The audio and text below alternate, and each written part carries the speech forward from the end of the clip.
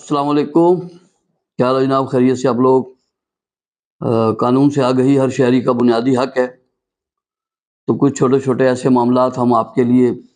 کوشش کرتے ہیں کہ بیان کریں آپ کو، جس سے آپ لوگوں کو اپنے معاملات کو حل کرنے میں آسانی ہو۔ تو ان معاملات میں سے آج کا جو ایک معاملہ ہے،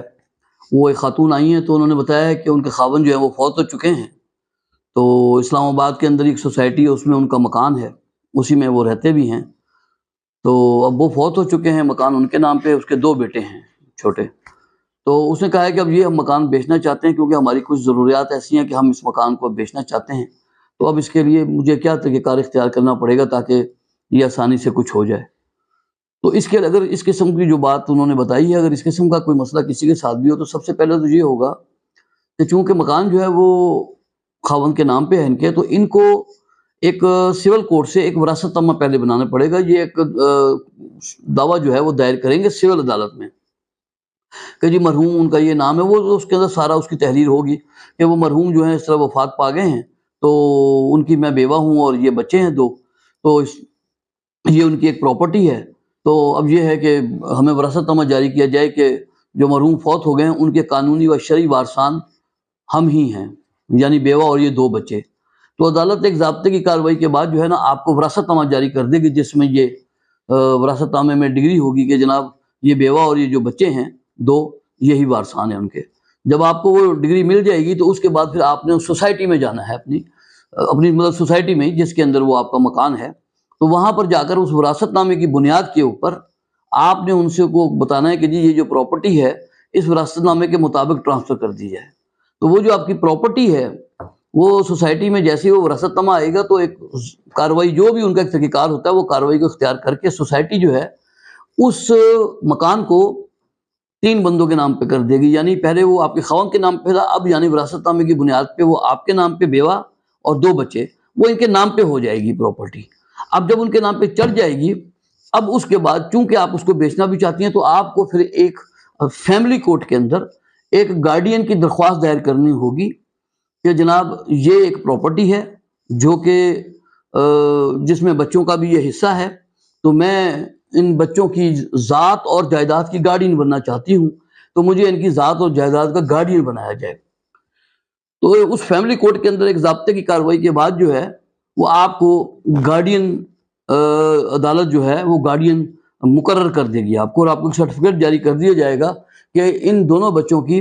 ذات کی بھی اور جائیداد کی بھی آپ گارڈین ہیں، کہ ان کی آپ دیکھ بھال کریں گے، سنبھال کریں گے سب کچھ۔ اس کے بعد پھر آپ نے ایک درخواست دینی ہے عدالت میں، جب آپ گارڈین بن جائیں کہ میں گارڈین مقرر ہو چکی ہوں عدالت سے اپنے ان 2 بچوں کی، اب یہ والی جو پراپرٹی ہے اس کو بیچنا مقصود ہے کیونکہ مجھے بچوں کی فلاح و بہبود، تعلیم و تربیت اور کچھ اپنے ایسے جو بھی آپ کے مسائل ہیں کہ اس کی وجہ سے اس کو بیچنا مقصود ہے، تاکہ جو ہے نا یہ میں بچوں کی ویلفیئر بہتر تعلیم کے لیے اس کا استعمال کر سکوں۔ تو عدالت جو ہے آپ کو اس درخواست پر غور کرتے ہوئے آپ کو وہ پراپرٹی بیچنے کی اجازت دے گی کہ ان بچوں، کیونکہ آپ کا تو اس میں شیئر ہے ہی ہے، باقی 2 بچوں کے تک وہ نابالغ ہیں، چونکہ اب آپ اس کی گارڈین ہیں، مقرر ہو چکی ہیں، تو عدالت جو ہے اس درخواست کے اوپر آپ کو اجازت دے دے گی کہ ٹھیک ہے جی آپ ان کی پراپرٹی کو بیچ دیں، لیکن آپ کو عدالت یہ کہے گی کہ جب آپ اس کو بیچ لیں یا جو کچھ بھی کریں تو اس پیسے کا جو استعمال ہوگا وہ عدالت کے حکم کے تابع ہوگا۔ آپ نے اس کو اس طرح استعمال کرنا ہے جس طریقے سے عدالت جو ہے نا ہدایت جاری کرے گی، اور باقاعدہ پھر ان پیسوں کا جو استعمال ہے بچوں کا، نابالغوں کے، ان پیسوں کا جو ہے وہ آپ نے پھر ایک ڈیٹ بھی آپ کو مقرر کی جائے گی عدالت کہ آپ نے ان پیسوں کا وہ مکان بیچ کر کیا کیا،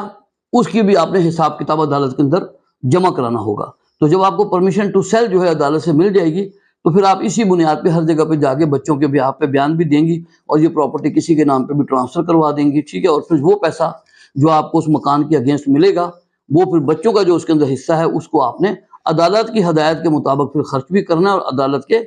نوٹس میں بھی لانا ہے۔ تو جو بچے اس طرح کے معاملات میں آ جاتے ہیں جن کے والد وغیرہ فوت جاتے ہیں تو ان کی عدالتیں ہی پھر ان کی نگرانی کرتی ہیں، کیونکہ بعض دفعہ خاتون شادی کر لیتی ہے، بعض دفعہ ماں مر جاتی ہے تو باپ ہوتا ہے تو باپ دوسری شادی کر لیتا ہے، تو بچوں کی جو پراپرٹیوں کی حفاظت اور ان کی دیکھ بھال کے حوالے سے پھر عدالتیں جو ہے نا وہ اس کی مطلب ذمہ دار ہوتی ہیں کہ عدالتیں پھر ان بچوں کی جو امانت ہوتی ہے، جو جائیداد ہوتی ہے، اس کو مطلب یہ ہے کہ محفوظ رکھنے کے لیے بچوں کے لیے اس پر جو ہے نا اپنا طریقہ کار، ایک قانون کے طریقہ کار کے مطابق اس پر عمل درآمد کرواتی ہیں۔ تو اتنی سی معلومات تھی جو میں نے آپ تک پہنچا دی ہے۔ السلام علیکم۔